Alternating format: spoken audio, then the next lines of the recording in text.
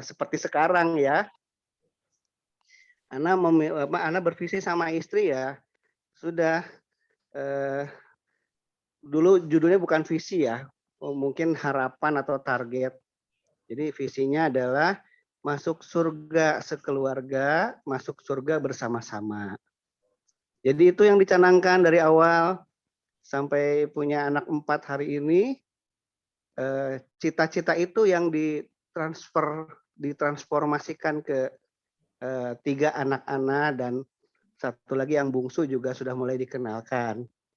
Jadi pokoknya ya kalau udah pokoknya udah nggak ada untungnya. Pokoknya gimana caranya kita semuanya nanti berkumpul lagi di surganya Allah Subhanahu wa taala. Kemudian membreakdown-nya pun juga tidak seperti sekarang yang Ustadz Solihuddin paparkan ya secara sistematis merinci. Kita waktu itu ikut-ikutan tren. Pertama zaman di Kerawang waktu itu ada lagi zaman musim-musimnya tahfiz gitu kan, tahfiz Quran, sambil juga ikutan talent mapping di sekolahnya anak-anak. Ya ternyata anak-anak lebih kepada hafalan ya. Jadi anak cuma mengarah-ngarahkan gitu aja, Ustaz. Mungkin otodidak ya, otodidak. Iya, iya. Jadi tidak seperti hari ini. Jadi alhamdulillah bersyukur sekali ketika anak mendapatkan materi dan kelas ini gitu. Sampai pada akhirnya hari ini sudah 20, pokoknya kakak Uswah lahir kurangin setahun, 22 tahun ya berumah tangga dengan pencanangan yang memang kalau dari awal sih kalau masuk surga sekeluarga memang sudah jadi visi bersama atau apapun namanya punten dikoreksi nanti. Masuk surga bersama-sama sudah menjadi visi keluarga gitu kan. Kemudian membreakdown-nya dengan kegiatan-kegiatan yang sifatnya semuanya harus mengandung pahala gitu. Bukan hanya mengandung karya, bukan hanya menghasilkan karya, tapi karya itu juga harus mengandung pahala gitu. Karena mencanangkan itu saja kepada anak-anak ya. Sehingga pada akhirnya ketemulah dengan materi-materi parenting seperti ini gitu kan, brothering dan sebagainya. Anak semakin semangat tuh dengan segala klasiknya alasan kesibukan kita di luar gitu. Jadi better late than never. Lebih baik terlambat daripada tidak sama sekali, Ustaz. Mohon panduannya, Ustaz. Visinya begitu, Ustaz. Dari awal sampai hari ini. Ya, siap. Masya Allah. Mantap. Hatur nuhun, Mas Dedi ya, luar biasa ya Pak Dedi. Di tengah kesibukannya yang luar biasa masih mau belajar. Nah, itu buat anak muda ya, buat yang masih muda nih, ini banget ya, nampol banget istilahnya ya. Masya Allah, beliau masih mau ikut belajar dengan kita ya. Ya, visi besar ya, dan rasanya tidak mungkin kita lepas dari itu. Kalau kita tidak punya visi itu, ini sebelum menginjak ke membuat visi keluarga yang lebih detail lagi, ini bermasalah berarti. Kalau kita tidak punya visi untuk membawa keluarga bersama-sama masuk surga, itu bahaya kayaknya, Sad ya. Gimana, Sad? Sad Solih. Kayaknya sebelum kita ngomongin apa yang di bawahnya yang tadi teori yang 4 langkah itu ya, ini kita harus memastikan dulu bahwa kita sama-sama punya visi ini gitu. Kalau enggak masalah berarti. Gimana, Sad? Ya itu Bismillahirrahmanirrahim. Assalamualaikum warahmatullahi wabarakatuh. Waalaikumsalam warahmatullahi. Alhamdulillah, syukurillah yang hadir ini para senior, ustadz saya ini. Ada Pak Jarwo, ada Pak Dewan, ada Pak Khairun, siapa lagi nih? Ada Pak Aris, senior saya, Pak Irwan, tokoh Cikampek, ya. Pak Tardi, luar biasa. Ya, kita sama-sama belajar, jadi niatnya karena ilmu ini juga saya mendapatnya juga terakhir ya, jadi hanya karena semangat ingin menyampaikan, karena ini kok kayaknya wajibul kudu kata orang Perumnas ya. Jadi ini sebuah kewajiban yang harus untuk kita pahami sebagai seorang kepala keluarga, seorang pemimpin, seorang qawam gitu ya. Nah, kalau para ayah ada yang mengelola perusahaan pasti menempatkan visi dan misi itu sangat-sangat sentral gitu ya, sangat fundamental. Bahkan ada yang meng-hire seorang konsultan hanya untuk merumuskan visi. Padahal sudah jalan perusahaannya, gitu. Sudah jalan, bahkan sudah profit, tetapi masih belum yakin, gitu ya. Karena nanti visi itu akan menjadi pijakan lompatan-lompatan ke depan. Gitu ya. Bahkan meng-hire seorang konsultan. Itu ketika perusahaan ingin meraih keuntungan dunia dalam bentuk profit ya. Bagaimana kita yang ingin meraih keuntungan dunia akhirat, ya, tentu lebih memerlukan visi misi itu. Karena kalau perusahaan kan nggak masuk surga, yang masuk surga kan orang-orangnya ya. Gitu. PT ABC masuk surga, PT CED masuk surga kan enggak. Gitu. Tetapi orang-orangnya itu yang masuk surga. Nah, tentu kita ingin seluruh keluarga yang tadi sampaikan Pak Dedi sebagai ingin bersama keluarga ya bareng ke sana. Nah, kita terjemahkan ke dalam langkah-langkah nyatanya di dunia gitu ya. Karena kalau ditanya memang semuanya ingin masuk surga, tapi bagaimana masuk ke sana? Maka jawaban kita biasanya ingin dengan beribadah. Nah, nanti kan didetailkan lagi ibadahnya seperti apa. Berarti nanti akan lebih detail lagi gitu ya. Apa yang disampaikan Allah, kalau saya ingin menegaskan ya, seringkali memang ada ilustrasi atau deskripsi yang sederhana, ya, tetapi sangat menguatkan ya. Seperti gini, antara visi misi dan nafkah ini penting mana gitu, ya. Contohnya, atau antara nafkah dengan mendidik anak itu pentingan mana gitu. Ya. Karena para bapak biasanya cukup dengan nafkah maka semuanya sudah selesai gitu. Contoh gitu ya. Nah, kalau itu ilustrasinya antara nafkah dengan mendidik anak dan peran-peran kita sebagai keluarga peradaban lah bahasa sayanya, itu seperti kita mau berlari, kita perlu sarapan gitu. Kita perlu energi. Nah, sarapan untuk meraih energi, untuk mendapat energi itulah nafkah kita gitu. Sementara jalannya itulah tujuan kita untuk makan. Jadi maksud dari kita makan kan untuk melakukan aktivitas gitu. Nah, kita sering kali membatasi diri kita hanya untuk makan gitu. Aktivitasnya enggak gitu. Jadi itu gambaran sederhana tentang disfungsi kepala keluarga yang membatasi, mereduksi perannya hanya sebagai pencari nafkah gitu. Sementara ku anfusakum wa ahlikum naronya dibiarkan mengalir begitu saja gitu. Nah, ini yang jadi catatan terbesar mungkin di para ayah itu seperti itu. Makanya kita coba untuk menyusun langkah-langkah sederhana ya, langkah-langkah yang mendasar fundamental tadi agar kita kembali mengingat fungsi utama kita itu apa. Nah, diawali dengan visi misi itu kayak kita mengingat janji-janji kita ya. Kalau di Tazkiyatun Nafs itu hanya muahadah, mengingat janji kita. Bahwa manusia kan dulu pernah berjanji ya di alam rahim itu, bahwa kita berjanji pada Allah sebagai Tuhan kita. Kemudian tiap hari kita bersyahadat Allah sebagai ilah kita. Untuk beribadah kita janji ya pada Allah. Itu semacam seperti itu. Nah, semakin penting ketika dunia semakin complicated ya. Jadi langkah-langkah kita bagaimana menghadapi dunia yang sangat kompleks ini mau tidak mau memang harus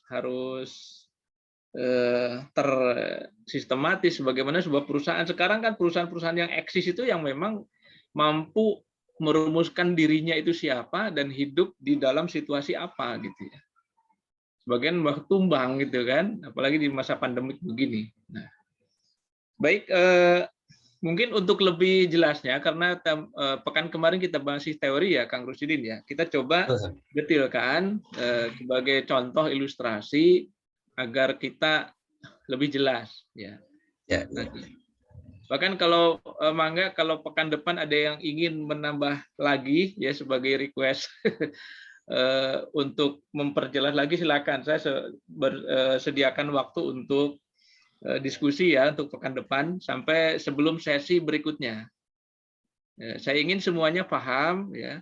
Kalaupun ada pertanyaan-pertanyaan sebagai ajang untuk ini aja, aplikasinya seperti apa. Mungkin gitu Kang Rusidin ya. Ya, ya, ya, Ustaz, ya. Jadi terima kasih.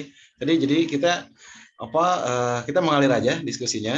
Kita mulai dari tadi alhamdulillah sudah ada yang mencoba berbagi ya. Ustaz Dedi Sudrajat tadi ya, Pak Dokter sudah menyampaikan ya bahwa visi besar dari sebuah keluarga ini ya sebenarnya kita semua ini nggak boleh terlepas dari itu. Makanya itu sudah poin ya, sudah poin. Jadi itu dulu frame-nya, bingkai besarnya ya itu. Cuman masalahnya kemudian kan mau surga ini kan tadi mau masuk surga bersama-sama ya. Pertanyaannya selanjutnya adalah surga itu kan arduha ka'ardis samawati wal ar kan gitu ya. Luasnya itu seluas langit dan bumi.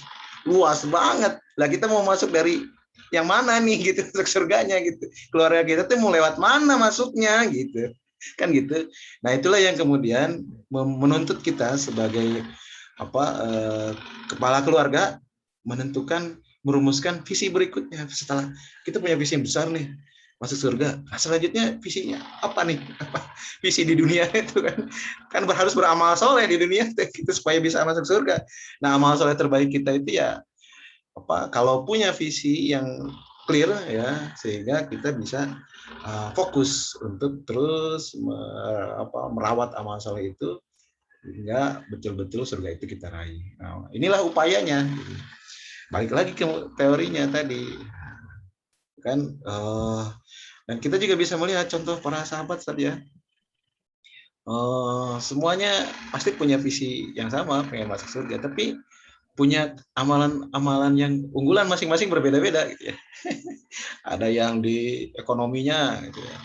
Ada yang di medan perangnya gitu. Ada yang dengan suara lantangnya gitu ya. Jadi tukang adzan seperti Bilal kan gitu ya. Walaupun Bilal juga mengikuti beberapa peperangan Rasulullah SAW, tapi lebih terkenal dengan peran itu.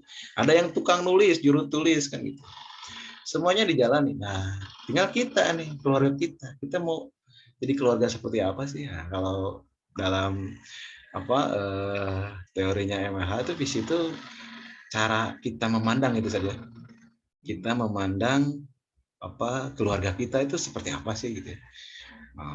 Sekali diilustrasikan dengan kita lihat keluarga kita itu keluarga apa sih, keluarga kuda keluarga burung gitu ya. Kalau kuda ya belajar berlari sekencang mungkin gitu ya. Kalau burung ya berarti belajar terbang, jangan kebalik. Kalau kita lihat keluarga kita keluarga kuda diajar belajar terbang ya nggak akan nyampe gitu kan ya, nggak akan bisa gitu. Jadi yuk kita sama-sama belajar dari tadi alhamdulillah. Bahkan tadi poinnya saya nangkep dari keluarga Pak Dr. Dedi itu tadi bilangnya Pak Dedi itu yang penting punya karya berpahala. Karya yang punya ada pahalanya gitu. Nah, berarti karya yang positif. Nah, itu juga sebetulnya udah mulai, kalau menurut saya udah mulai terlihat nih visinya gitu ya, Ustaz ya. Gimana, Ustaz? Kalau menurut saya udah kelihatan tuh visinya, begitu tinggal dirinciin lagi gitu ya. Tinggal diperkuat lagi dengan 4 hal yang itu tadi gitu. Gimana, Ustaz? Nah, mungkin bisa diinikan share ini ya, Kang Rusidin ya, share screen. Oh ya, Bang Ustaz, kira. Saya jadi harus jadi relawan contoh gitu ya, biar tidak kemana-mana. Biasanya kalau visi misi itu setiap bahkan sampai ke workshop sendiri itu masih mengawang-awang gitu. Ini kayak maksudnya kumaha gitu ya. Nah, kita coba sedetil-detilnya agar tanggung jawab saya untuk menyampaikan tentang visi misi ini tunai gitu ya. Tunai gitu ya. Makasih, silakan Ustaz. Udah saya jadikan co-host. Kalau mau share screen.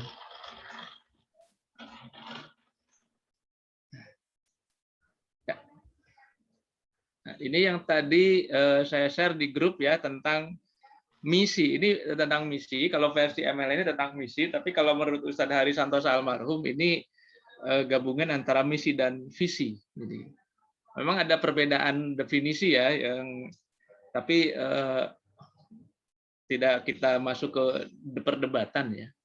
Ini contoh misi yang beliau canangkan di keluarga dan itu beliau deklarasikan bahkan di komunitasnya. Inilah misi keluarga saya, katanya beliau. Kalau visi tentang pandangan beliau terhadap diri dan keluarganya, beliau mendefinisikan dirinya sebagai seorang pemikir, seorang pemikir, integrator konsep yang bertebaran, dan beliau mengambil segmen di keilmuan pendidikan, ilmu pendidikan lebih khusus pendidikan di keluarga, dengan kata kunci fitrah. Kalau sejarahnya kata kunci fitrah ini yang mencetuskan Ustadz Adriano Ruswi ya, jadi beliau yang mengembangkan konsepnya, jadi lebih kompleks gitu ya, lebih utuh. Nah, beliau kemudian merumuskan visi misi keluarganya sebagai berikut nih. Misi beliau adalah, nah berarti setelah beliau mendefinisikan visi sebagai keluarga pemikir, gitu ya, dan ingin berkiprah dalam dunia pendidikan, maka beliau kemudian menerjemahkan dalam bentuk misi. Misinya ternyata banyak banget, gitu ya. Yang saya garis bawahi yang terakhir ini, memperjuangkan percepatan ketahanan keluarga dengan membangun koalisi nasional, dengan terbentuknya koalisi nasional dan menjadi the best center of excellence. Itu sudah muncul dengan namanya KNPK, Komite Nasional Pemberdayaan Keluarga. Banyak tokoh-tokoh ada di sana, termasuk Profesor Ei Sunarti, salah satu-satunya profesor tentang keluarga, dan adanya di IPB, kampusnya Pak Dedi Sunajat. Satu-satunya jurusan S2 tentang keluarga itu di IPB. Gitu. Kemudian contohnya lagi yang kedua ya, tentang menolong para pemuda dengan mendirikan pusat pelatihan akil balik berbasis masjid. Beliau membuat percontohan di beberapa masjid ya sebagai tempat anak-anak muda, para pemuda untuk mematangkan kepemudaannya sehingga jadi mandiri berbasis masjid. Nah, ini menarik ketika kita, keluarga-keluarga kita ingin mendewasakan anak-anak kita, ya. Sebetulnya ada tempat terbaik bagi anak-anak kita itu masjid. Nah, ini yang kurang dioptimalkan. Nah, beliau menyampaikan coba untuk memanfaatkan masjid di komplek dekat perumahan sebagai tempat pemuda untuk mendewasakan diri. Jadi mengadopsi konsep suraunya di Sumatera Barat ya. Kemudian Desa Madani, contoh beliau sudah mencanangkan Desa Madani, desa percontohan. Nah, ini sebetulnya untuk para aktivis dakwah, Desa Madani ini akan menjadi salah satu tema penting di masa depan, ya, karena nilai-nilai itu akan terlihat ketika terwujud di dalam dinamika kehidupan sehari-hari, dan lingkup yang paling memungkinkan yaitu adalah desa. Ya. Nah, itu yang beberapa yang beliau sudah contohkan ya. Dalam beberapa kesempatan beliau memposting misi yang lain, yaitu membantu para keluarga untuk menemukan jati diri keluarganya. Ya, ini dengan komunitas hebat beliau. Nah, yang saya garis bawahi dari misi yang banyak itu artinya beliau mencanangkan keluarganya untuk membuat karya, gitu ya, yang terukur. Makanya di sini ada dalam waktu 5 tahun atau tahun berapa gitu ya. Kemudian targetnya berapa tempat itu beliau sudah rumuskan. Nah, ini artinya jadi bahan perbandingan bagi kita ketika kita merumuskan keluarga kita mau ngapain nih ke depan. Dalam 5 tahun ke depan mau apa gitu. 10 tahun ke depan mau apa dengan keluarga kita. Jadi ini betul-betul mirip sebuah perusahaan gitu ya. Organisasi yang betul-betul sungguh-sungguh serius gitu untuk beroperasi, berjalan. Nah, kita diingatkan dengan tema visi misi ini bahwa kita adalah serius dengan keluarga ini. Allah menciptakan kita itu juga tidak main-main, membuat kita berkeluarga dan membuat konsep keluarga juga tidak main-main. Ya, makanya kita coba membuat keseriusan ya dengan kajian-kajian keluarga agar atau harapannya ke depan termasuk saya sendiri itu bisa lebih baik lagi di dalam mengelola keluarga. Sehingga nanti ditanya Allah, wahai Solihuddin, kamu sudah diamanahi keluarga itu sudah ngapain gitu ya? Nanti jawaban saya mungkin salah satunya saya sudah berupaya untuk memahami ini, berilmu ya, belajar bagaimana mengelola keluarga. Ya, bisa didetilkan di situ. Ini motivasi pribadi salah satunya ketika Allah tanya kita bisa jawab gitu. Ya. Apalagi nanti ditanya masing-masing anak, ya. Anak pertama kamu didik dengan cara bagaimana? Gitu. Nah, kalau kita nggak bisa jawab ya sudah, gitu. Alamat ya. Baik, itu contoh dari Ustaz Haris Santosa almarhum yang jadi salah satu milestone ya, tokoh kontemporer di dunia pendidikan keluarga. Cuma Allah panggil duluan ya. Kemudian berikutnya, nah ini nih, saya harus memberanikan diri untuk jadi relawan. Bagaimana merumuskan visi misi keluarga Solihuddin. Nah ini masih jauh dari sempurna ya, jauh dari sempurna. Saya pun masih berupaya untuk jujur dengan diri saya sendiri, gitu ya. Kembali mengingat janji-janji dulu, gitu ya. Nah, psikohistoris, nah, tadi sampaikan Kang Rosidin ya. Kita aspek pertama psikohistoris, sejarah latar belakang dulu kenapa kita memilih pasangan. Ceritanya hampir sama dengan Pak Deddy Sudrajat tadi, gitu ya. Jadi dulu menikah itu untuk menjaga pandangan, untuk menjaga nilai-nilai dan idealisme, makanya tidak pakai pacaran. Ya, karena kalau udah pacaran itu, saya juga bilang ke anak-anak, namanya pacaran itu cara paling boros, yang paling tidak efisien dan efektif untuk mencari jodoh, gitu ya. Dan juga manipulatif, ya, karena kita diliputi oleh emosi. Ya. Karena kalau udah kadung suka, udah nggak lagi objektif. Ya. Makanya paling boros, ya, istilahnya tidak efisien dan tidak efektif, itu namanya pacaran. Ya. Cuma terbungkus dengan cinta, akhirnya jadi terlihat indah. Padahal rusak secara ini. Nah, alhamdulillah saya mungkin dengan Pak Deddy, dengan antum semua ada di sini, termasuk yang sampai ke gerbang pernikahan dengan menjaga adab ya, tidak melanggar syariat. Nah itu dulu ketika menikah dengan istri dengan latar belakang sini adalah sebuah hal yang harus disyukuri ya. Kita ingat-ingat lagi dulu kita menikah ideal banget ya gitu. Karena kan masih budaya masih pacaran di mana-mana ya. Dulu saya di Probolinggo pun sama, anak-anak mudanya pacaran. Nggak hanya di Kuningan, nggak hanya di Karawang yang pacaran. Di Probolinggo, Jawa Timur sana juga pada pacaran gitu ya. Nah, jadi ini termasuk yang harus kita syukuri ya. Kemudian menikah karena ingin mencari teman seperjuangan ya. Makanya cara yang paling praktis ya minta dicarikan, kata Deddy itu ya.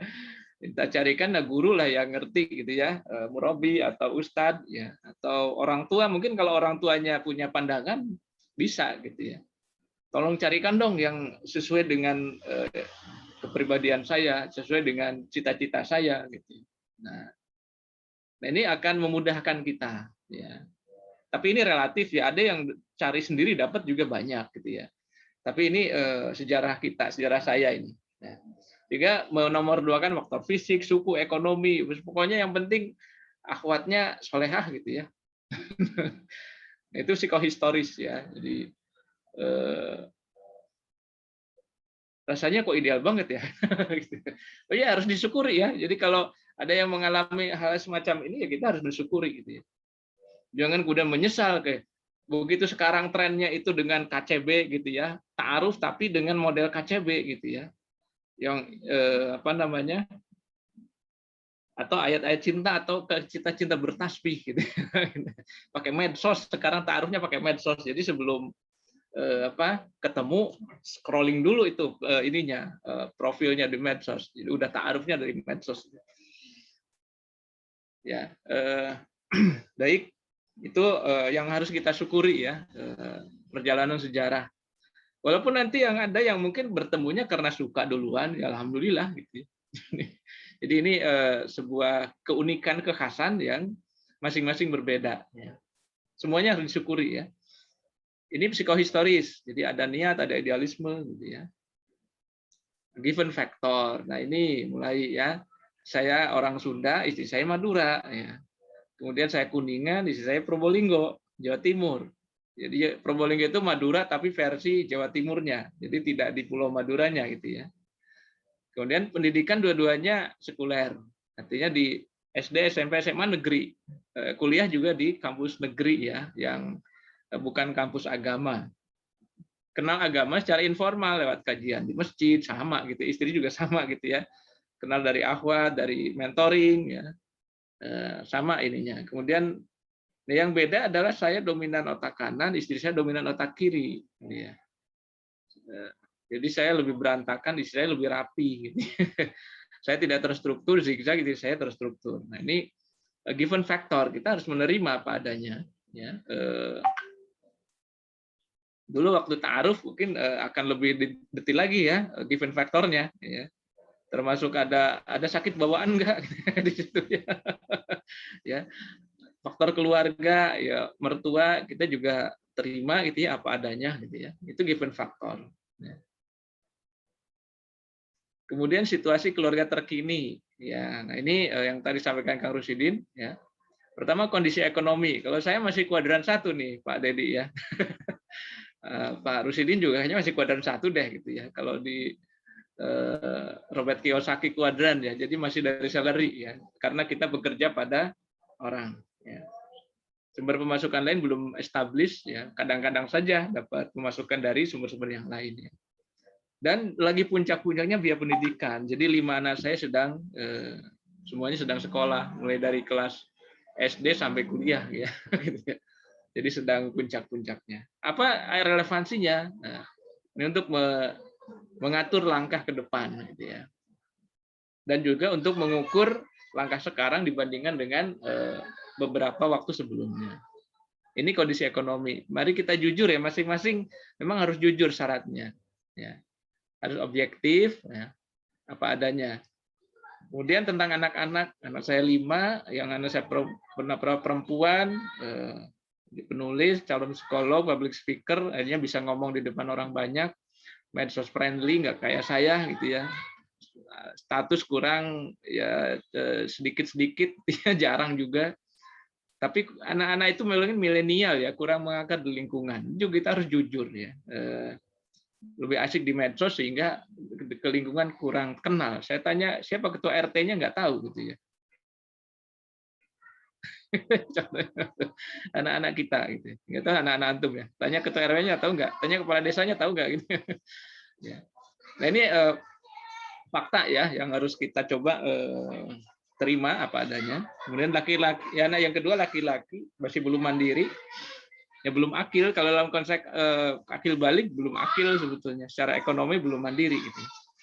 Masih senang main ya, tapi dia sedang olahraga, udah mulai belajar mandiri, sekarang lagi magang katanya. Magangnya di kafe. Ada murabinya nanya, anak saya magangnya di kafe gitu. Mungkin aneh gitu ya.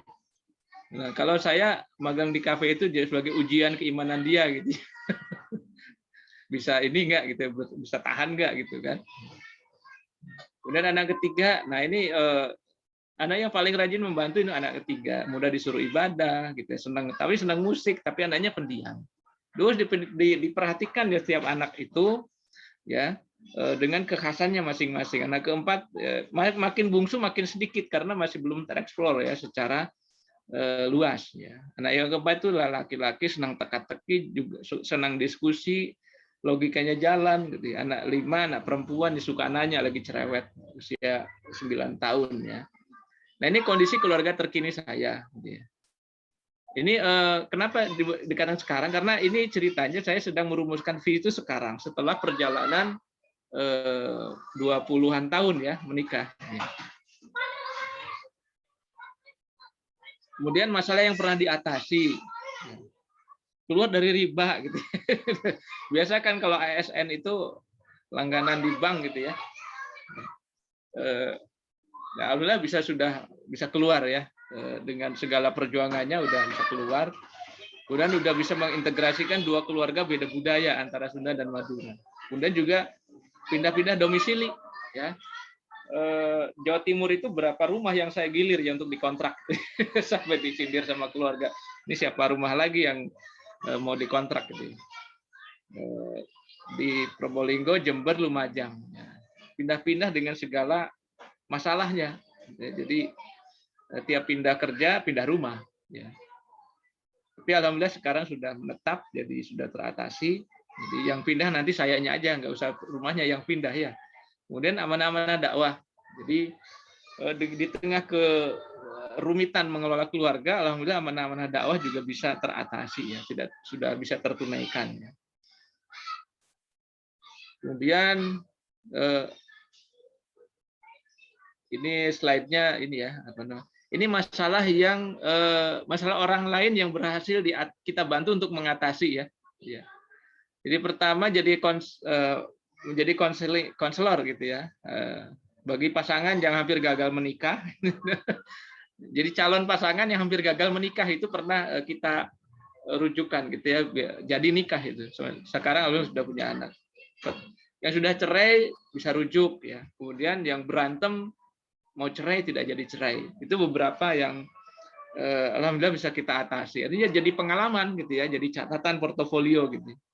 Kemudian juga pernah menangani kasus hukum, membantu teman yang kena kasus hukum. Kemudian prestasi itu bukan juara ya, jadi capaian-capaian baik yang bisa kita kita kumpulkan ya sebagai portofolio tadi.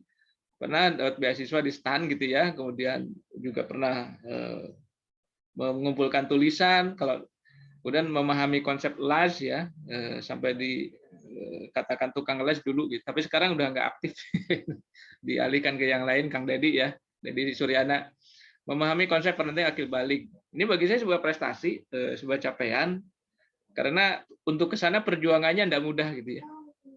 Kemudian untuk istri banyak bisa menunaikan amanah di partai, kemudian bisa public speaking, ngisi taklim, kemudian jejaring sosialnya banyak, leadership-nya di para akhwat, kemudian profit bisnis. Kalau bisnis istri saya itu sukanya untung gitu.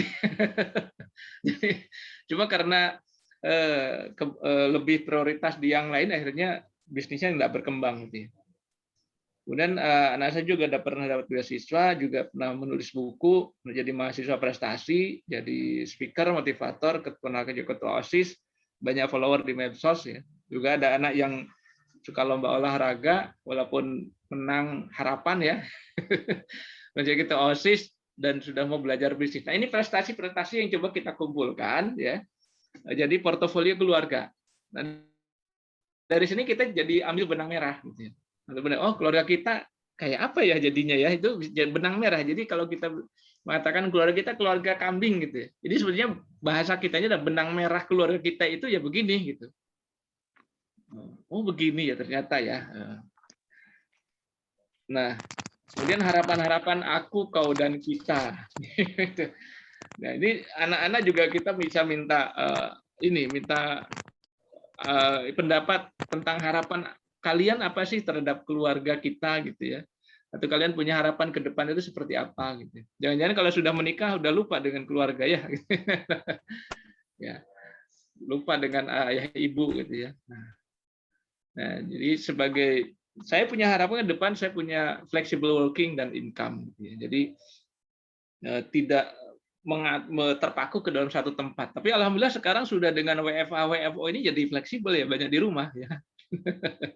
Dan kecenderungannya memang menjadi fleksibel ya. Bahkan dulu ada BUMN work from Bali ya, malah jadi klaster di Bali, klaster COVID ya. Nah, itu sebetulnya ada kecenderungan memang di dunia modern tentang flexible working. Kemudian saya ingin punya bisnis ya, yang real gitu ya. Kemudian tetap produktif nanti di masa tua ya, kalau Allah mengizinkan ya. Kemudian ingin juga mengelola lembaga pendidikan, menginisiasi gerakan edukatif ya. Kemudian istri ingin punya rumah Quran, punya rumah konseling, membina lingkungan ya. Nah, itu harapan-harapan ke depan ya. Nah, para ayah yang dirahmati Allah, kita mungkin harus mengambil inspirasi banyak-banyak dari Rasulullah ya. Rasulullah itu di dalam perjalanan setelah jadi Rasul itu kadang jadi orang kaya, kadang jadi orang miskin di hadisnya itu ya. Atau mengekspresikan sebagai orang kaya, orang miskin. Ternyata yang menyebabkannya begini, ada ilustrasi. Jadi ketika Rasul dapat ghanimah banyak gitu ya. Kemudian Rasulullah ini hamparkan ya di atas kain gitu ya. Uangnya itu dikumpulin semua di situ. Kemudian beliau diam, nungguin orang ngambil itu harta ghanimah ini jatah beliau sampai habis gitu. Setelah habis baru pulang gitu. Jadi beliau kalau menyikapi harta itu seperti itu ketika sudah jadi nabi, jadi rasul. Jadi yang beliau kedepankan adalah tugas kenabiannya. Ya. Kalau beliau mengedepankan bisnisnya, mungkin sudah miliuner gitu kan. Karena beliau sudah berbisnis sukses, istri beliau adalah salah satu orang terkaya di Makkah gitu ya. Dan strategi bisnisnya sangat canggih di waktu itu. Kalau beliau concern di bisnis ya akan jadi bilioner zaman itu ya, orang paling kaya di sana. Tapi beliau mengedepankan visi kenabiannya, misi kenabiannya yang beliau tunaikan. Nah, saya memberanikan diri untuk declare ini ya, walaupun hanya di sini. Ya, saya belum seberani Ustaz Hari Santosa mendeklar di medsos ini keluarga saya seperti ini loh, gitu ya. Tapi ini juga kira-kira ya, benang merah tadi saya bilang benang merah. Kira-kira keluarga saya keluarga edukatif deh ya, tempat orang curhat ya. Tuh ada kemudian mengisi kajian ta'lim dan sebagainya. Di kantor saya pun di kantor pajak lebih banyak sebetulnya ke konselornya, ke konselor wajib pajak. Senang membuat orang wajib pajak yang datang itu dia patuh dengan kesadaran gitu ya. Saya nggak tega itu kalau harus nagih-nagih pajak itu nggak tega gitu. Ya, orang pajak nggak tegaan itu ya saya gitu. Saya lebih suka mengedukasi. Nah, kenapa penggerak dakwah keluarga? Karena dakwah keluarga memang masih harus digerakkan. Gitu ya. Kenapa memilih dakwah keluarga? Karena belum banyak yang ngambil segmen ini. Ya. Kalau dakwah ke individu banyak, jadi murabi, jadi ustadz gitu ya, untuk membina individu. Tapi untuk menseriusi dakwah keluarga sepertinya masih sedikit. Makanya saya ngambil segmen dakwah di sini. Baik, itu visi saya gitu ya. Kira-kira begitu benang merahnya gitu. Kita terjemahkan. Nah, kemudian kita terjemahkan pertama dengan mendidik generasi peradaban di keluarga, ya. Kemudian menjadikan keluarga sebagai tim yang solid, meraih kemandirian ekonomi. Nah, harmoni keluarga besar ini juga harus jadi perhatian, ya. Kemudian inisiasi gerakan berbasis keluarga, mengelola lembaga pendidikan, pengabdian lingkungan, ya, mendukung setiap inisiatif gerakan perbaikan. Ini masih misi secara umum ya, jadi belum ada yang terukurnya seperti mendidik generasi peradaban untuk 5 anak sampai bagaimana gitu. Ini nih belum terumuskan, ini belum sempurna ini misi saya ini karena belum ada target yang terukur ya. Idealnya seperti tadi Ustaz Hari ya. Mendidik generasi peradaban 5 anak harus punya peradaban yang kokoh gitu ya contohnya. Menjadi keluarga sebagai tim yang solid. Nah, tapi kalau ini memang ya seperti itu ya, mau diukur dengan apa gitu ya. Meraih kemandirian ekonomi tahun 2000, sekarang dari berapa? Dari 2025 katakan. Ini belum ini kan angka tahunnya ya. Harmoni keluarga besar baik yang dari Probolinggo maupun di Kuningan. Jangan harus di lebih detail. Ini belum sempurna ini ya, tapi mudah-mudahan ini jadi ilustrasi. Kemudian inisiasi gerakan berbasis keluarga dengan nanti ada detailnya nanti ya. Mengelola lembaga pendidikan berupa apa? Ya, berupa pondok pesantren atau berupa sekolah IT contohnya ya. Ini harus jelas ya, harus jelas. Tapi untuk lembaga pendidikan ini qadarullah saya diamanahi untuk mengelola calon pondok pesantren di Rengas Dengklok ya. Yang mudah-mudahan nanti bisa terpenuhi misinya, ya, tertunaikan. Pengadilan lingkungan ya di tempat tinggal masing-masing, tapi ini harus disesuaikan dengan lingkungan tempat tinggal. Jadi katakanlah di lingkungan Perumnas ya, Blok T gitu ya. Harus jelas ya. Kemudian mendukung setiap inisiatif gerakan perbaikan. Nah, kalau ini tentatif ya, setiap apa yang datang ke kita minta bantuan, kalau memang kita punya kemampuan ya kita harus bantu. Ya. Nah, ini misi ya, value. Nah, ini value juga harus diterangkan sejelas-jelasnya ke anak-anak kita, ya. Terutama yang sering kita ungkapkan, ya. Contohnya begini, meyakini rezeki dari Allah itu dengan caranya. Ya, saya sering menyampaikan ke anak saya, rezeki Allah itu yang begini ini tiba-tiba datang gitu ya. Tanpa diminta tiba-tiba datang, itu terutama yang kita sampaikan gitu ya. Kemudian usahakan membantu walaupun ketika sedang kesulitan. Ya, kita semuanya punya kesulitan, tapi ketika ada orang yang meminta bantuan, usahakan untuk membantu. Itu yang diterangkan ke anak-anak kita dan kita praktekkan. Itu value kita ya. Kemudian hidup tak hanya untuk kita sendiri. Nah, jangan jadi egois ya. Kemudian selalu jaga kebersihan harta walaupun harus miskin gitu ya. Walaupun harus miskin gitu ya. Dan susah. Ini harus diterangkan ke anak-anak saya gitu ya. Jadi jangan ada hak orang lain yang kita ambil. Ya. Jadi saya kisahkan anak saya Imad itu kan tesnya di Husnul gitu ya. Tidak lolos tesnya. Sebenarnya saya bisa ambil jalan pintas, adik saya ada di situ gitu ya. Minta tolong ke adik saya yakin bisa gitu ya. Tapi saya enggak. Kamu udah enggak lolos tes, nggak usah ngambil hak orang lain yang kemungkinan akan lolos gitu ya. Jadi ya sudah, akhirnya ke Nur Hasanat. Terus kemarin juga waktu ada yang keempat itu lulus sekolah alam SD ya, mau ke SMP negeri tadinya di Teluk Jambe Timur 2 sana ya. Kalau dari lokasi nggak memungkinkan karena bukan di desanya ya. Kemudian zonasi ya, kena zonasi nggak bisa. Kemudian dari jalur prestasi. Nah, jalur prestasi diurut ya. Ternyata hanya menampung 47 anak. Si Uki yang ke-48 gitu. Nah, hanya nampung 47, si Uki di urutan ke-48. Nah, orang lain tetangga ada yang nyaranin, "Bu, nih itu ada ini tuh ke guru yang bisa ngurus," katanya. Saya bilang ke saya, "Gimana, Bi? Ngapain ngurus-ngurus gituan?" gitu. Itu namanya ngedidik anak jadi koruptor nantinya gitu kan. Hal yang seperti itu memang harus kita tegaskan gitu ya, harus konsisten. Kemudian jujur, amanah, nah progresif ya. Progresif ini kita harus mencoba ya, kalau salah baru diperbaiki. Jadi ada keberanian untuk mencoba hal-hal yang baru. Ini harus kita tanamkan ya. Dan kita harus diterangkan berulang-ulang ya, berulang-ulang ke anak-anak. Dan ketika ada contoh kita sampaikan. Ini value.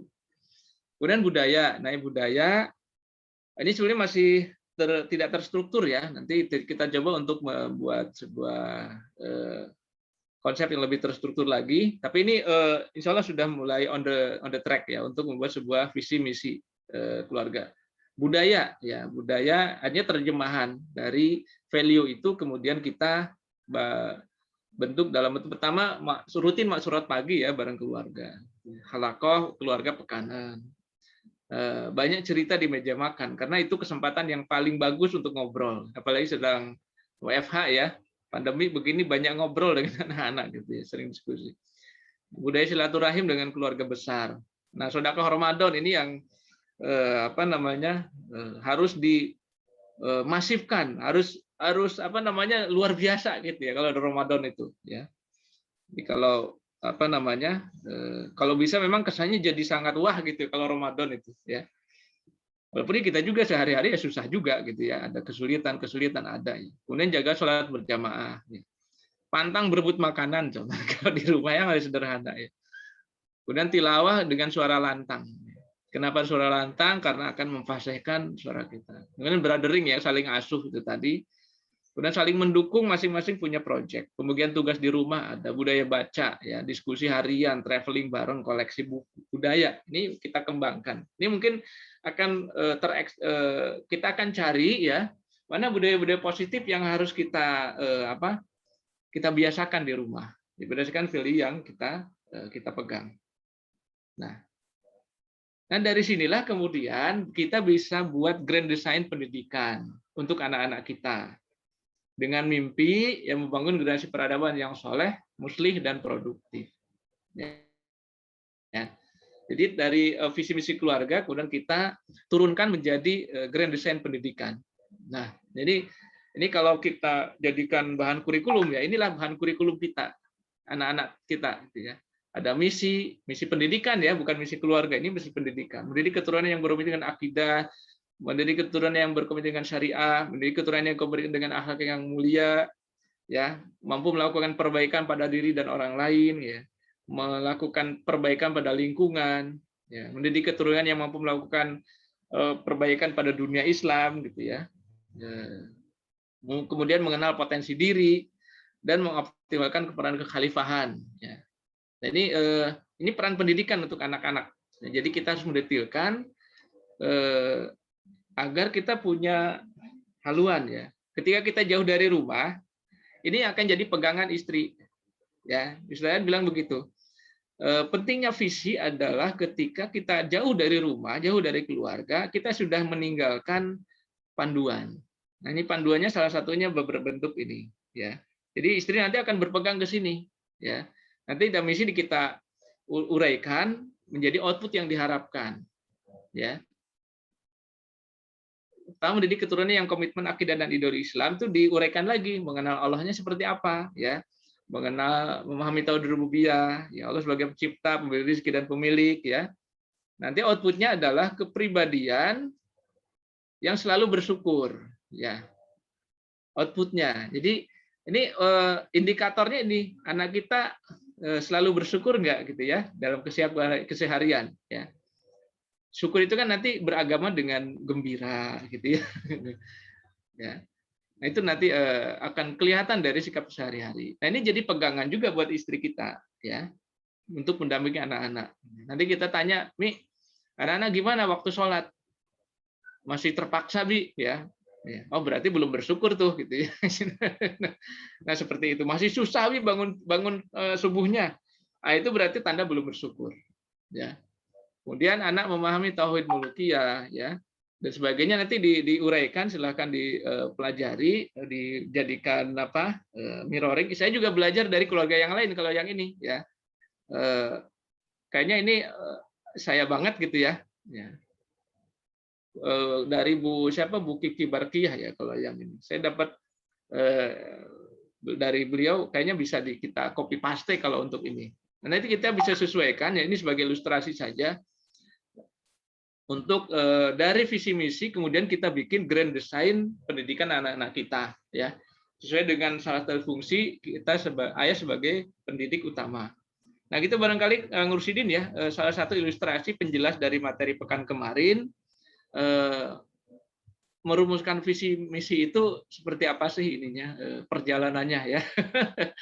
journey karena kata Ustaz juga 4 tahun nikah berhasil merumuskan visi misi itu sudah luar biasa gitu ya.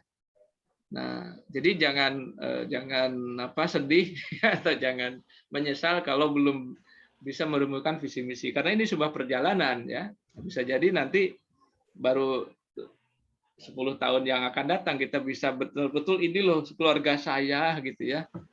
Nah, bisa jadi ya nanti hasil dari pencarian. Maka Kang Rusidin dilanjut. Ya, atur nuhun Ustaz. Insyaallah jazakallah ya, ini sebuah contoh ya dari sosok keluarga Ustaz Solihuddin yang merumuskan visi dan misinya gitu ya. perjalanan seperti tadi gitu ya. Intinya sih sebetulnya dua aja sebenarnya. Ya, jujur gitu ya. Pertama jujur gitu. Jujur itu ya mengakui segalanya gitu. Mengakui segalanya mulai dari tadi kalau ketemu istri dulu waktu menikah itu apa sih ya, itu perlu kejujuran memang mengakuinya gitu ya, nggak mesti saya pengen kelihatan bagus ditulis ya, nggak begitu gitu ternyata. Kalau seperti itu malah makin jauh gitu ya, jadi nggak membumi gitu ya, nggak mendasar gitu ya.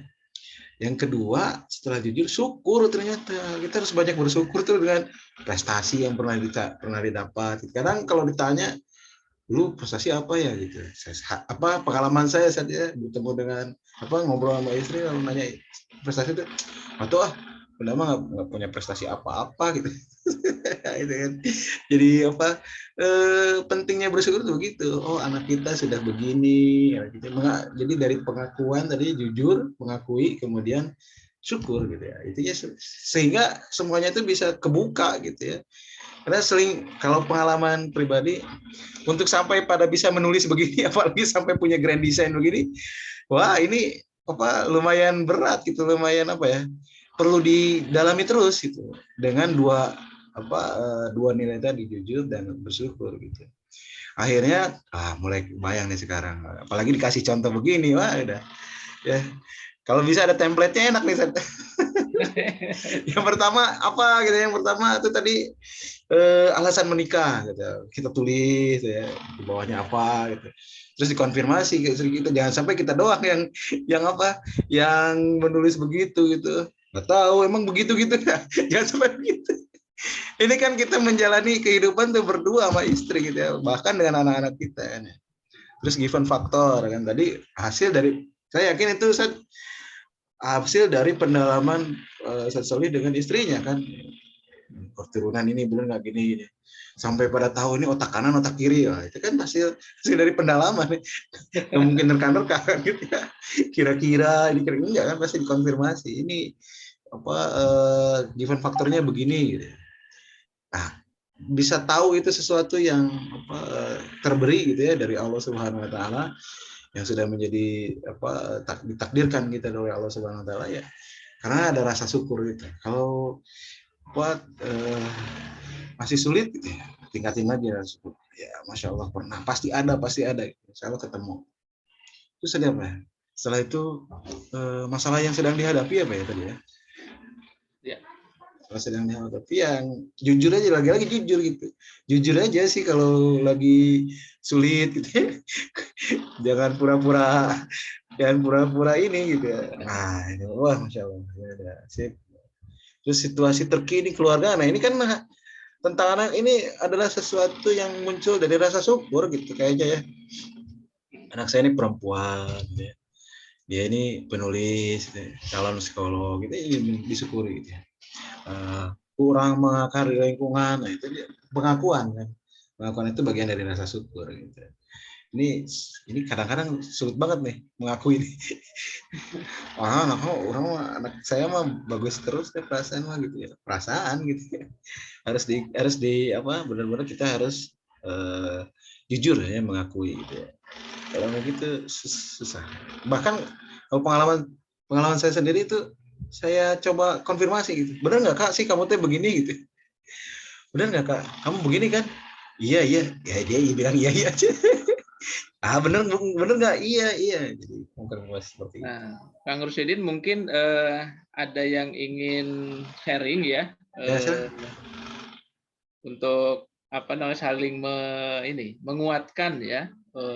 Nah ini Kang Ridwan sudah share raise hand. Mangga Kang. Bukan share hand, raise hand. Raise hand. Mangga Kang. Masuk.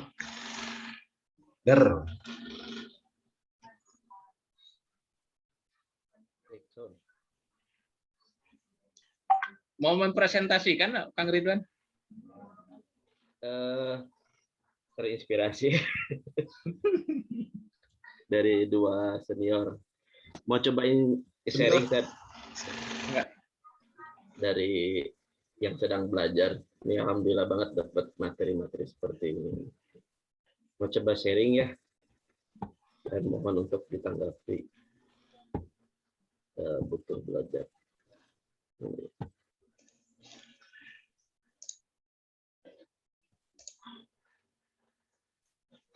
Temu ya.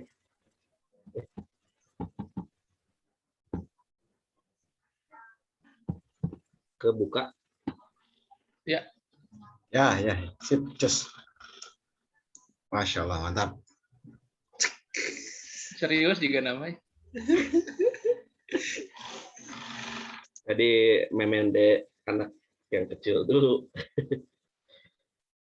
Ya, bismillahirrahmanirrahim.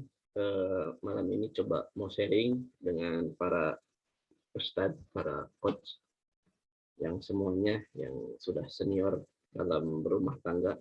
Mohon izin untuk sharing. Ini visi misi keluarga yang beberapa kali sebenarnya terkoreksi karena diskusi beberapa ya poinnya. Dari psikohistoris, jadi anak itu dari sejak mulai kuliah gitu ya, mulai senang sama yang namanya itu dunia psikologi dan bisnis. Pada saat ingat itu 1 tahun menjelang pengennya nikah, itu minta sama Allah gitu kan, pengen dicariin jodoh ya Allah tuh yang senang sama apa yang saya senangi gitu ya, dunia psikologi dan juga bisnis. Tak lama kemudian ternyata sekitar kurang lebih lagi kencang-kencangnya doa itu 3 bulanan ya, saya masih ingat itu di tahun baru di bulan Januari itu, guru ngaji itu menyodorkan CV gitu. Pas saya buka ternyata Masya Allah tuh apa yang kemudian terpanjatkan gitu kan, itu berada dalam CV yang kemudian saya saya baca gitu. Tadinya mah mau langsung itu deh, cuman saya pikir harus istiqoroh sesuai dengan mekanisme gitu ya.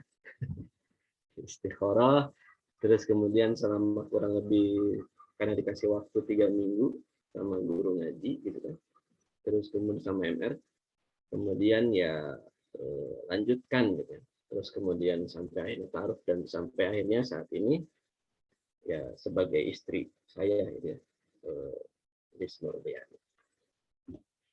Terus kemudian itu psikohistoris, the given factor, saya sebagai suami ya, itu memang berasal dari suku yang sama dengan istri, itu sama-sama Sunda. Cuman bedanya saya tinggal dan lahir di Karawang, terus kemudian kuliah dan pendidikan lah secara perguruan tinggi di Jakarta. Kalau istri memang orang Sunda dari Banjar, Ciamis, tapi terlahir dan dibesarkan memang di Jakarta. Terus kemudian dari given factor yang ada sejak dari SD gitu ya sampai ke SMP itu dipercaya itu sering jadi KM ketua murid gitu ya. Itu terus-terusan dan memang dari TK sampai SMA itu ya, saya masih ingat sampai kuliah pun itu torehan prestasi secara pribadi baik akademis maupun non akademis itu alhamdulillah Allah Subhanahu wa taala berikan. Terakhir itu di kuliahan menjuarai simposium internasional untuk Palestina waktu itu, jadi ada kumpul bareng bersama dari aktivitas kampus di Indonesia maupun luar untuk acara Palestina. Itu Bu Ustazah Yusroh sama suaminya yang sebagai narasumber dan dari Syekh Palestina waktu itu. Itu yang saya ingat terakhir di waktu kuliah di zaman-zaman itu. Sedangkan istri juga posisinya alhamdulillah ya sama ya, dari sisi prestasi sampai di UI pun masuk di psikologi dan juga dari sisi PK juga cukup tinggi. Dan bedanya di sini, kalau saya tuh memang kategorinya sebenarnya introvert gitu. Jadi sebenarnya mah agak pemalu. Meskipun orang bingung gitu ya, pemalunya itu gimana? Pemalu tapi jadi trainer gitu deh bicara sampai. Tapi terus terang memang secara pribadi itu introvert. Beda sama istri sebenarnya, ekstrovert. Jadi kalau tampil di depan umum tuh pasti sebenarnya agak ada rasa cemas dulu gitu ya. Termasuk malam ini juga sama dalam proses tampil itu biasanya. Jadi biasanya suka nyari senggang waktu dulu kalau misalnya ngisi seharian di tengah hari itu biasanya mesti istirahat atau relaksasi dulu baru kemudian bisa masuk lagi dan mengisi.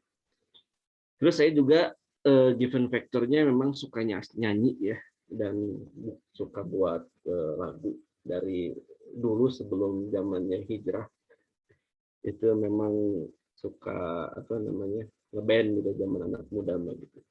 Terus kemudian setelah hijrah ternyata dikenalkan dengan nasyid ya nasyid lah gitu ya.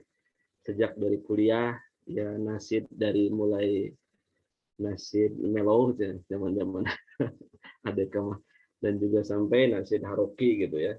Haroki benar-benar saya baru pertama dengar itu musiknya musik apa itu drum semua.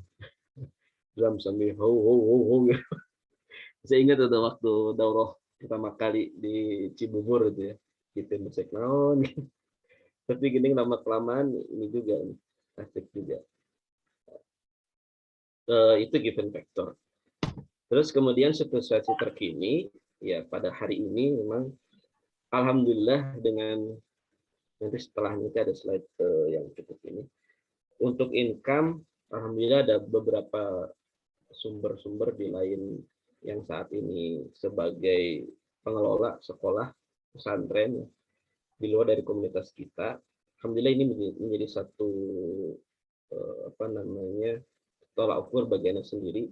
Ternyata sebenarnya positioning di luar dari komunitas kita itu melihat sosok komunitas kita itu sebenarnya sosok yang memang diharapkan ya keberadaannya dan pendampingannya.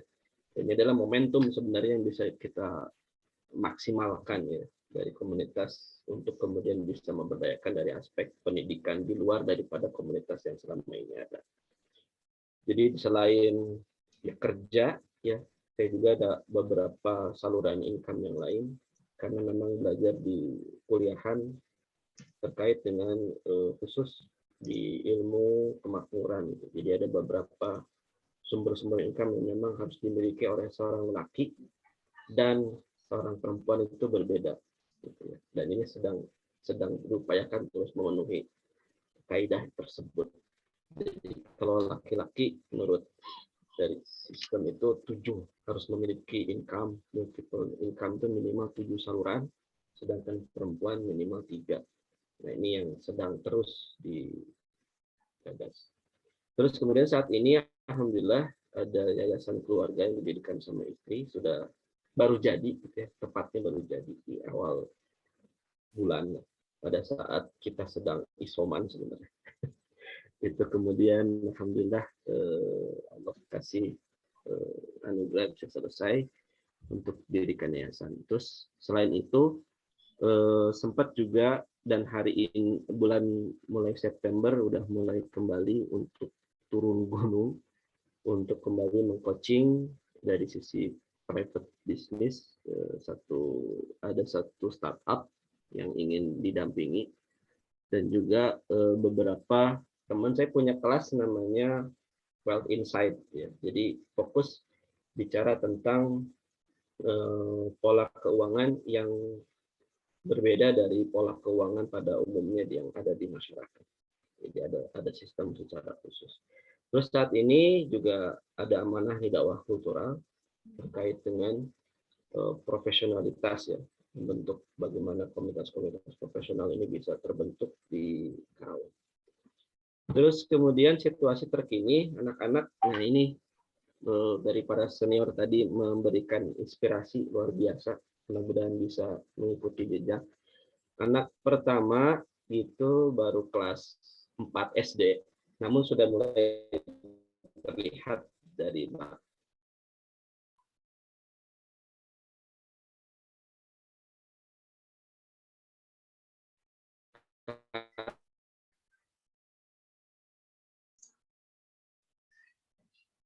Wah, hilang nih. Sinyalnya ini lep-lep. Wah, hilang nih. Iya salah ya. Ridwan udah bisa merumuskan ini luar biasa. Dan pendekatannya tadi psikologis banget ya, kepribadian ya. Nah ini sebenarnya nanti kita bisa bicara banyak ini ya, sampai pada bisa menemukan gitu ya, bahwa saya tuh kepribadiannya ini, istri itu kepribadian itu kan pasti ada alatnya ya, sama dengan Ustaz Sali tadi, saya otak kanan, istri otak kiri, gitu. Itu kan pasti ada toolsnya untuk sampai pada untuk sampai pada pada kesimpulan itu kan gitu ya, betul nggak? Nah, kan mungkin nanti sederhana ya. Kadang sederhana aja Kang, jadi mengamati aja. Jadi teori otak kanan kiri itu kan sebenarnya bisa dicari di mana, di Google. Itu karakter otak kanan gimana, karakter otak kiri gimana. Nanti lihat aja istri kita. Nah, gitu. Kan berarti kan nggak ada, berarti ternyata sederhana gitu kan. Oh, dari apa yang artikel kata kanan otak kiri itu pendekatan kan berarti ya. Jadi kalau Kang Ridwan pendekatannya kepribadian ya, wajar lah ya bisa begitu karena istrinya psikolog. Bisa nemu begitu itu wajar lah ya. Tapi itu juga sebetulnya bisa secara umum mungkin ya. Bisa secara umum bisa dipelajari ini introvert, extrovert itu apa gitu ya. Ya kan bisa sampai seperti itu tuh mungkin nanti kita bisa sharing ya. Kalau Kang Imam mungkin nanti beda lagi, beliau kan talent mapping ya, jadi ya dari sisi bakat mungkin ya, atau apa kan bakat itu ada sifat bakat, ada aktivitas bakat kan misalnya begitu ya. Nah ini luar biasa kalau diungkap terus itu, oh berarti memang ayah teh kudu lupa diajar gitu. Harus banyak belajar ternyata. Lanjut tadi lanjut Kang, punten. Mana? Nah ini ya. Jadi 2000 saya ngerasain kondisi biasanya begini, obrolan kata para senior di konsultan keluarga itu ya. 10 tahun itu mengalami kondisi ya, ujian dari rumah tangga. Di sekitar tahun ke-7 pernikahan gitu ya. Itu mengalami kondisi yang memang saya pikir secara ekonomi itu sangat luar biasa. Tertonjok gitu ya. Karena memang pada saat momentum itu saya punya satu bisnisan di properti. Jadi ceritanya itu yang kemudian posisi itulah yang ibaratnya bawa gitu ya. Saya ngumpulin juga yang lain, para pembeli, para customer, terus kemudian dari si developernya ternyata tidak jadi bangun dan akhirnya saya harus melunasi gitu ya dari apa yang uang dari customer yang sudah tertitip gitu ya. Terus juga ada kondisi pada saat momentum itu juga lingkungan teman-teman banyak yang memang berhutang gitu. Jadi di tahun ke-7 pernikahan lebih sekitar 2000 berapa ini? 2016 2017 tuh itu ada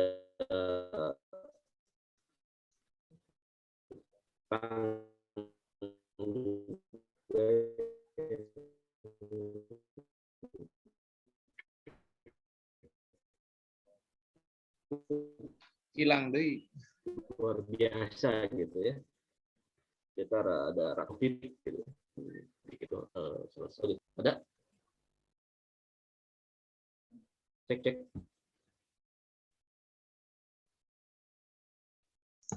Lanjut. Oke. Terus kemudian dari situ akhirnya mulai belajar ke beragam guru yang praktisi dan kemudian langsung lah saya cari narasumber yang langsung. Salah satunya saya berguru ke Amardigu Bowie, mengikuti satu trainingnya di Yogyakarta waktu itu. Yang kemudian dia terbuka wawasan berpikir dan waktu itu sebenarnya sudah menjelang lulus juga ya setelah saya ketemu dengan Pak Mardigu itu, dan ternyata apa yang dipelajari waktu S2 itu sebenarnya sudah dipelajari dari apa yang disampaikan oleh beliau. Cuman entah masuk gitu ya, masuk ke dalam apa namanya mindsetnya menjadi nggak masuk, padahal materi yang disampaikan itu ya sama sebenarnya waktu di tazkiyah itu. Akhirnya setelah itu terbuka dan menyelesaikan S2 sampai lulus sidang di tahun yang sama, di tahun 2019, setelah terskip sekitar 2 tahunan ya. Saya tidak pada saat momentum ini nih, ini belum selesai, ini mengganggu tesis gitu kan. Akhirnya selesaikan setelah proses itu dan alhamdulillah bisa selesai. Dan inilah informasi teori menuju praktek, proses-proses ini sudah hampir selesai. Tinggal sedikit lagi, insya Allah di tahun ini bisa diselesaikan dengan tepat setelah memahami aspek itu. Akhirnya kemudian saya mempunyai satu visi dari diskusi ya, dari diskusi dengan istri. Apa sih sebenarnya perjalanan dari kondisi yang terpuruk itu sampai ke sini terus berjalan, kita coba terus banyak diskusi. Yang sebenarnya 7 tahun sebelumnya itu kayak anteng-anteng aja gitu. Tapi setelah ke dalam kondisi itu makin banyak diskusi, makin banyak harus membahagiakan istri, membahagiakan anak-anak gitu ya. Karena itu salah satu kunci yang kemudian perlu untuk ditingkatkan dan dikuatkan.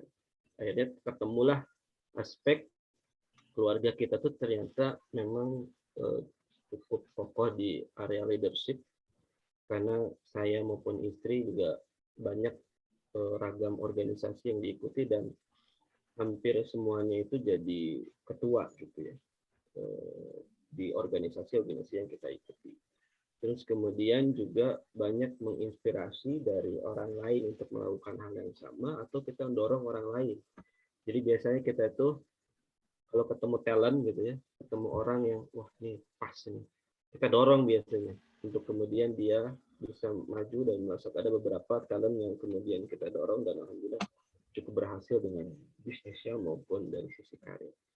Cuman yang kita kemudian dapat sesuatu itu adalah tentang jariyah. Bagaimana kemudian kita berpikir aspek-aspek hal visi misi itu harus selalu berorientasi terhadap amal jariyah. Kenapa? Karena kita berpikir bahwa di dunia ini kita harus dapat aliran kebaikan dari Allah. Dan setelahnya kita harus dapat aliran kebaikan juga pada saat kita wafat gitu ya. Maka kita berpikir bagaimana ya mengkonversi. Tadi disampaikan hampir ini ya, mirip lah dengan apa yang disampaikan oleh Ustaz Dedi terkait dengan bagaimana karya menjadi bukan hanya karya tapi bagaimana aspek tentang pahala. Aspek tentang kita berpikir bagaimana aspeknya adalah orientasi jariyah. Jadi apa yang kita lakukan hari ini adalah bagaimana kemudian kita menghidupkan amal-amal jariyah dari beberapa program yang kita usung. Misi yang kemudian kita diskusikan adalah ini yang sudah berjalan, Holding Foundation. Kita ingin membentuk Holding Foundation dengan mengusung tema-tema program keluarga milenial. Ini yang sedang kita garap di Pribadi Mulia Semesta, di Yayasan Pribadi Mulia Semesta. Tema besarnya ini, The Reference of Your Muslim Family. Jadi kita menjadi referensi. Jadi keluarga muda Muslim, kalau mau mencari apapun, referensinya ke Pribadi Mulia Semesta. Mau cari terkait dengan keluarga, terkait dengan agama, terkait dengan itu referensi yang kita tema yang kita usung adalah The Reference of Your Muslim Family. Jadi ini tema besar dari yayasan yang saya sama istri buat saat ini. Dan ini sudah berjalan, alhamdulillah sudah terekrut juga beberapa yang kemudian bisa kita halakohkan. Tapi ini masih pra-halakoh lah kalau bahasa kita bilang, masih kajian-kajian umum. Dan kajian-kajian psikologi juga ada beberapa yang kita sering online kan di Instagram. Terus kemudian ini ke depan sebenarnya awalnya sudah mulai berjalan tapi belum cukup serius. Adalah tentang holding company. yaitu mengusung lifestyle Muslim dari hulu ke hilir. Jadi ini satu visi besar bagaimana kemudian setelah saya tes sendiri, saya tuh sebenarnya ada di mana sih gitu kan. Nah, yang kemudian dari tes itu sisi untuk bisa meng-coaching, untuk bisa membina lebih dari satu itu punya kemampuan itu. Dan ada di hasil tes tersebut itu referensi pribadinya ke siapa gitu, dan itu dijelaskan juga. Itu kalau bukunya ada di buku Tajir Melintir, itu ada tesnya juga di kita pada saat kegiatan tersebut diberikan tes dan hasilnya dapat seperti itu. Maka ini sedang dibuat, baru ada 2 ya yang kita jalankan tapi belum jadi organisasi, baru simple biasa aja, tapi sedang terus. Education Center dari anak usia dini sampai perguruan. Saat ini baru anak usia dini yang kita punya. Jadi sekolah Quran itu baru rata-rata PAUD, sama yang ibu rumah tangga dan juga tahfidz online. Ya. Itu juga ada yang peserta dari luar Indonesia gitu ya, untuk mengikuti proses itu. Tapi kekurangannya hari ini adalah si fasilitator. Kita belum banyak ini fasilitatornya. Sedangkan permintaan di online itu sebenarnya untuk ngaji itu banyak gitu ya. Dan ini kita belum punya sumber source untuk bisa membuka kanal itu. Padahal ini cukup kuat. Terus yang selanjutnya adalah gerakan masjid berdaya. Jadi masjid sebagai pusat pendampingan umat dalam pemberdayaan kapasitas diri dan kemandirian. Ini sih 2 tahun belakangan ini Nana mulai juga banyak terlibat di area pemberdayaan. Ini ada di aspek namanya gerakan masjid enterprise gitu.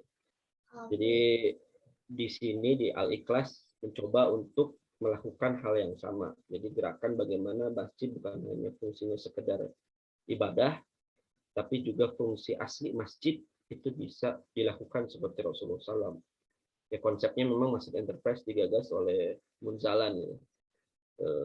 Inilah yang kemudian seharusnya, dan kita pun sebenarnya sudah melakukan itu ya, komunitas kita itu. Cuman mungkin sempat terskip gitu ya. Dan ini sepertinya momentum juga nih, mumpung ada gerakan yang sama, ya kita masuk aja lah, ngikut arusnya gitu. Kemudian bisa kita ambil alih untuk beberapa bidang. Terus selanjutnya misi adalah rumah idaman, membentuk fungsi rumah sebagai pembentuk peradaban.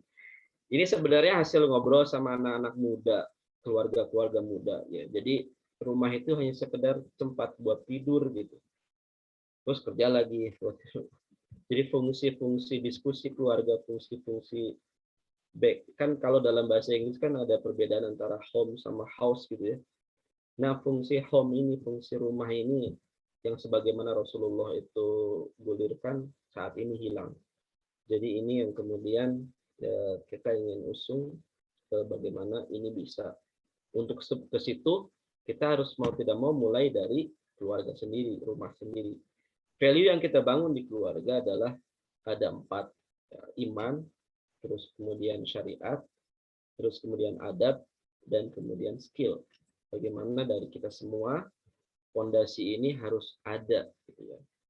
Syariat terus harus memang bisa dipelajari, adab ya terus praktek gitu kan. Apalagi materi kemarin dapat ya gathering, oh ini ternyata gitu ya materinya seperti itu. Ya alhamdulillah ya dapat materi luar biasa itu bertemu dengan komunitas ini.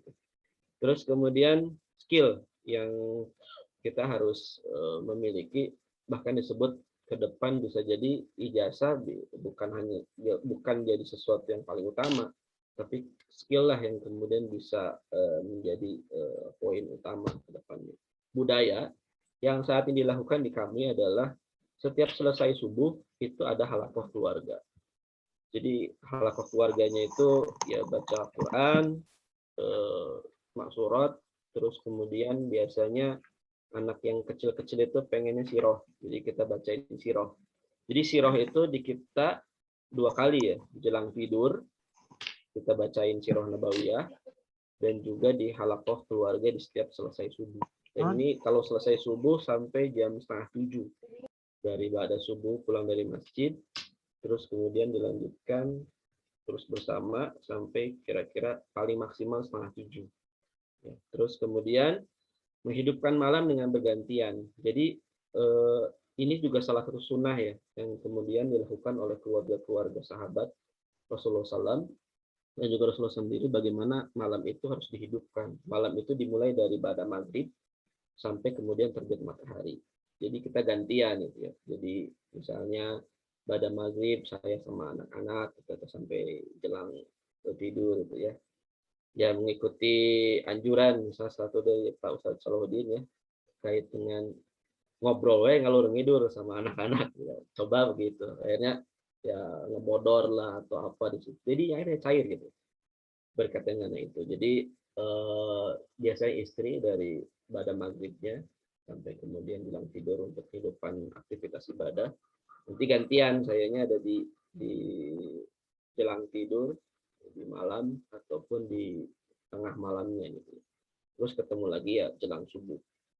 Terus kemudian saling menjaga lisan dan mengingatkan dalam kebaikan dan kesabaran. Ternyata dari kebiasaan tersebut, ya, alhamdulillah sekarang mulai terlihat gitu ya, anak-anak lebih bisa terbuka di rumah dan di luar rumah mulai terlihat mereka lebih tertib gitu ya, menunjukkan kekhasan bagaimana kemudian bersikap sebagai masyarakat lah pada umumnya yang bisa menghargai dan lain sebagainya. Tapi di rumah ya kelihatan semuanya gitu, terbuka semuanya tanpa ada yang kelihatan manis di rumah dan sebagainya. Ya di rumah terbuka apa adanya dan itu menurut saya merupakan satu kebahagiaan.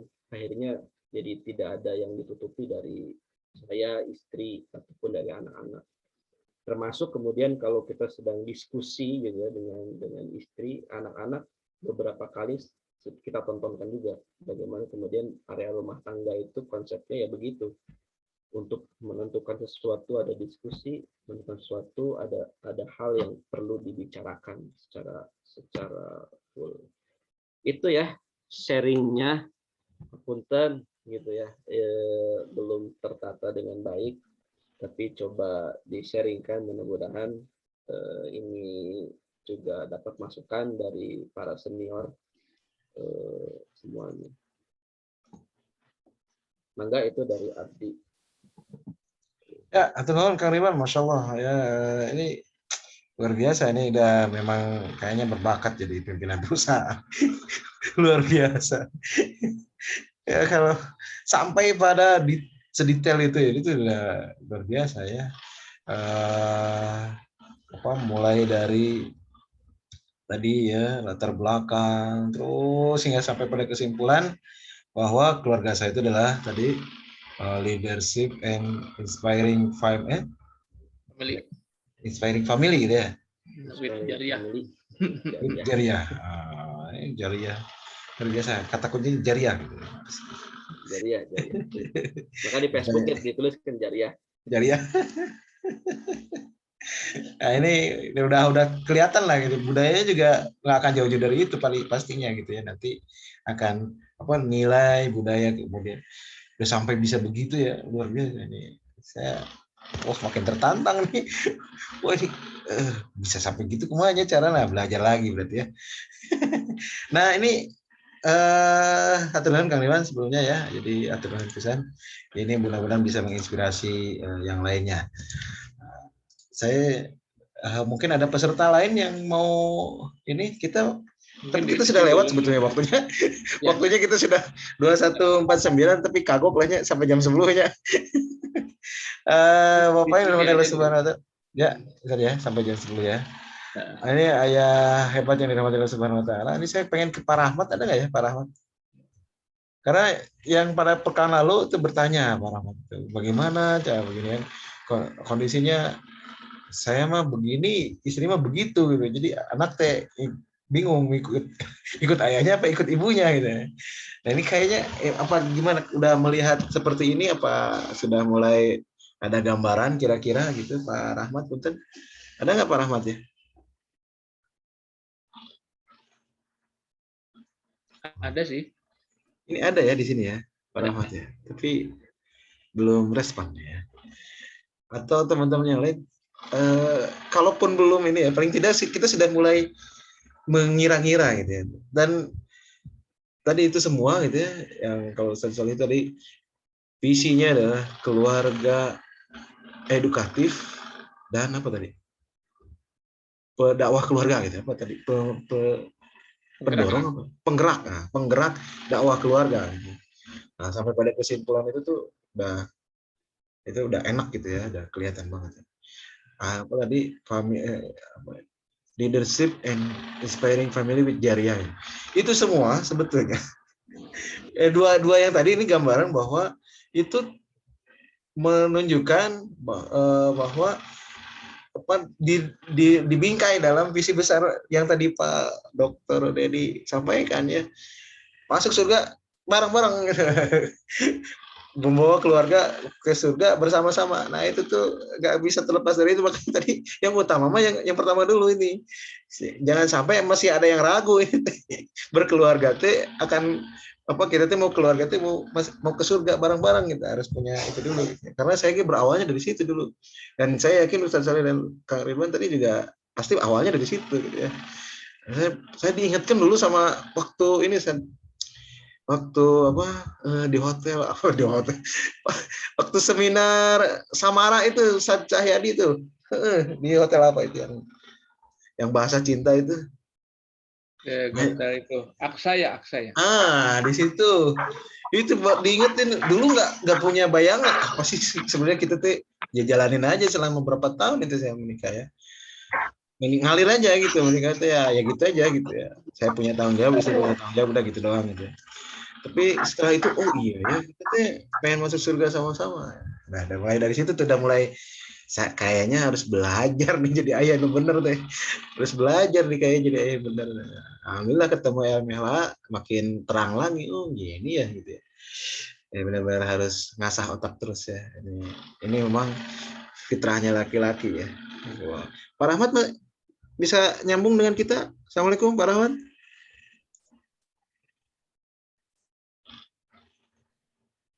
Baiklah, karena sebetulnya tidak nyambung. Ada yang lain boleh silakan. Ya. Kalau tidak ada mungkin rekamannya bisa dilihat. Mudah-mudahan ini bisa jadi apa? Nanti kita share rekamannya ya, bisa diulang ya, bisa diputar ulang. Mudah-mudahan dari dua keluarga ini ya bisa apa menjadi contoh bagi kita semua ya. Dari dari Pak Tiga ya tadi Pak Ustadz. Jadi tadi ke fraksi kita di Dewan ya juga menyampaikan ya tadi apa keluarga yang pokoknya pengen masuk surga bareng-bareng lah gitu ya. Terus visinya kemudian yang di dunia adalah keluarga yang punya karya berpahala gitu ya, berkarya dan berpahala gitu. Jadi jangan sampai punya karya doang tapi nggak ada pahalanya gitu. Nah, ini harus punya karya dan berpahala. Itu juga ada visi juga sebetulnya. Tinggal didetailkan kan, karya itu kan berarti kalau bahasa agama kita mah amal soleh gitu nih. Amal solehnya itu mau di mana? Tadi setelah udah sampai terang benderang gitu ya, amal solehnya di di edukasi ya, edukasi dan dakwah keluarga, penggerakkan. Kalau Kang Ridwan clear juga, udah jelas banget tadi ya bahwa Jariah ya, inspiring family with Jariah ya, menginspirasi menjadi keluarga yang inspiratif ya dengan jariahnya dan juga dengan leadershipnya gitu. Karena memimpin itu juga amal soleh ya, dan luar biasa pemimpin adil tuh surga itu udah. Nah teman-teman, ayah hebat yang dirahmati Allah Subhanahu Wa Taala, sebetulnya begitu saja. Ini harus dicoba gitu ya. Jangan hanya diliatin aja gitu. Kalau cuma diliatin, dinikmatin ya nggak jadi apa-apa gitu. Jadi kuncinya dicoba gitu. Dicoba aja terus sampai ketemu, sampai tadi mulai men-tracking dulu ya. Terus dimulai dengan muahadah, trackingnya tuh muahadah dulu, pengakuan dulu nih, ayo ngaku gitu. Nikah dulu seperti apa gitu ya. Dijorogin sama gurunya gitu ya.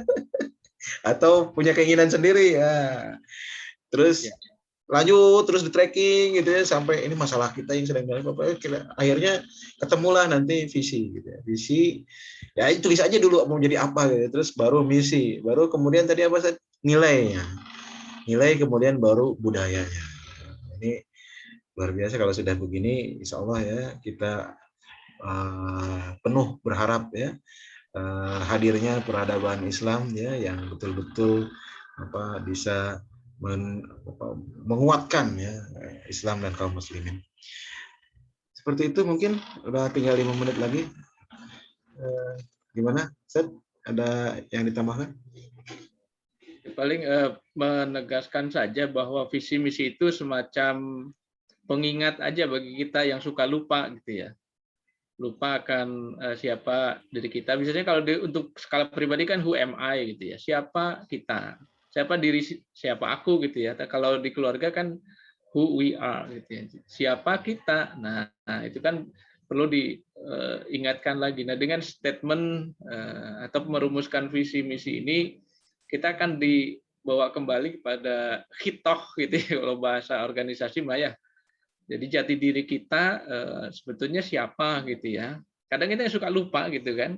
Sehingga jadinya ya perahu kertas itu mengalir begitu saja, pakai manajemen tahu-tahu. Nah, dengan mengingat kembali siapa diri kita, proses jadi keluarga, kemudian ada harapan, terutama harapan-harapan ya, karena masa lalu kadang tidak selalu terang benderang, ada yang gelap gitu ya.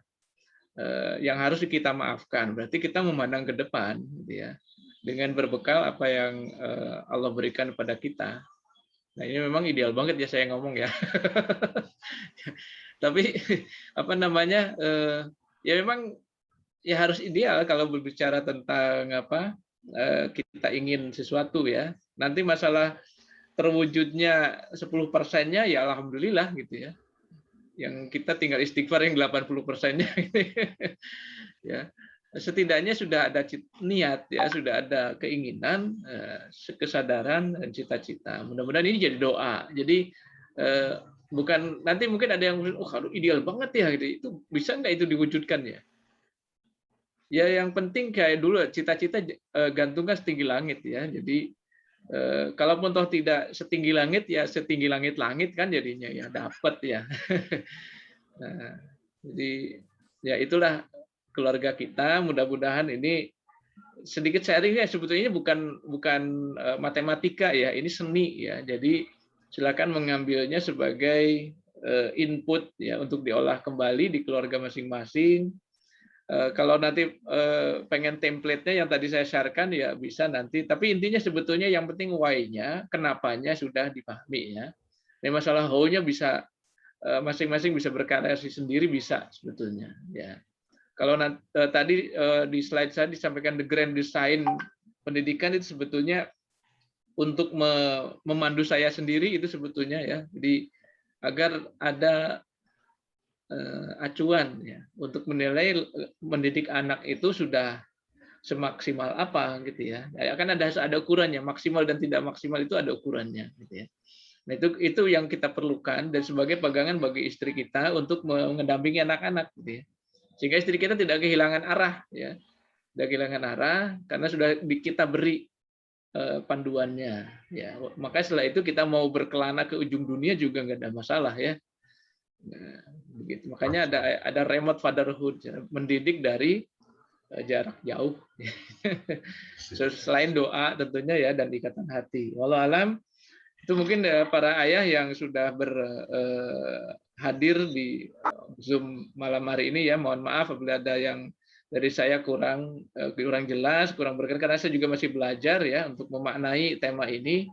Tapi saya berkepentingan ini untuk segera tersampaikan kepada para ayah yang seluas mungkin karena sangat yakin saya di antara yang hadir bisa mencerna lebih baik dari saya gitu ya. Lebih bagus di dalam nanti menata keluarga sehingga menghasilkan karya-karya dan pahala yang jauh lebih hebat dari pembicara hari ini gitu ya, saya dalam artian gitu ya. Mungkin itu Kang Rusidin ya. Masya Allah. Hatur nuhun pisan Ustaz. Jazakallahu khairan ya. Para ayah hebat yang dirahmati Allah Subhanahu wa taala. Ya mudah-mudahan ini bisa menjadi apa ya? sedikit ya menerangi apa yang sudah kita dapatkan di pertemuan sebelumnya ya, kemudian diperdalam lagi dengan contoh-contoh tadi ya, dan terpenting dari itu semua adalah mencoba untuk menghadirkan visi ya di dalam keluarga agar kita menjadi semakin terarah untuk menghadirkan amal soleh terbaik kita sebagai bagian dari kontribusi kita dalam peradaban kita. Tak mungkin terjadi peradaban terbaik ya di masa depan kalau tidak ada keluarga yang bervisi. Kalau tidak ada keluarga yang mempunyai visi ke depan. Maka mari kita sama-sama berusaha ya, dengan tentu meminta pertolongan kepada Allah Subhanahu wa taala ya, agar kita diberikan kekuatan ya, untuk menghadirkan mimpi, untuk menghadirkan memori gitu ya, sehingga pengakuan ya, rasa syukur itu mudah ya kita dapatkan dan mengiringi perjalanan kita untuk menemukan visi kita dalam berkeluarga. Para hebat yang dirahmati Allah Subhanahu wa taala, seperti itu. Nanti kalau masih ada pertanyaan, pengen bimbingan ya gitu. Kayak skripsi aja bimbingannya. Silahkan nanti chat aja ke nomor admin ya. Nanti kita akan kalau belum bisa dijawab oleh admin ya nanti diminta jawab kepada para narasumber ya. Seperti itu ya. Nanti silakan kalau malam ini belum kebayang, nanti pas aplikasi ternyata ada yang ini gimana ya? Nah, silakan tanyain aja ya. Barakallahu fikum ajmain. Kita tutup dengan bacaan hamdalah bersama-sama. Alhamdulillahirabbil alamin. Alhamdulillahirabbil alamin. Astagfirullahaladzim. Atur nuhun pisan Pak Ustadz Dedi yang sudah membersamai kita, Masya Allah ya, dulu setengah kesibukannya. Semoga melancarkan segala urusannya. Ustadz Ridwan. Ya, Ustadz Rosidin, nuhun. Semuanya mari kita tutup. Subhanakallah mau bihamdika. Siap. Asyhadu an la ilaha illa anta, astaghfiruka wa atubu ilaik. Atur nuhun kasadayana. Assalamualaikum warahmatullahi wabarakatuh. Waalaikumsalam warahmatullahi wabarakatuh. Mas Eko. Ya, Mas Eko. Sehat Mas Eko. alhamdulillah Ustaz. Posisi di mana nih? Ya, di rumah Ustaz. Masya Allah.